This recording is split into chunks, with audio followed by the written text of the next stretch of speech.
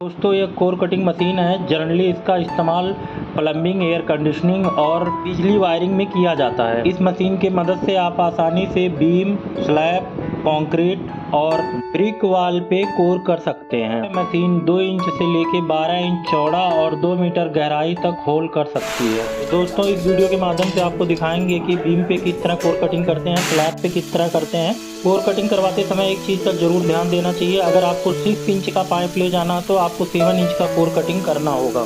तो वीडियो पे बने रहिए और देखिए किस तरह डायमंड डिस्क के माध्यम से कोर कटिंग कर रहे हैं।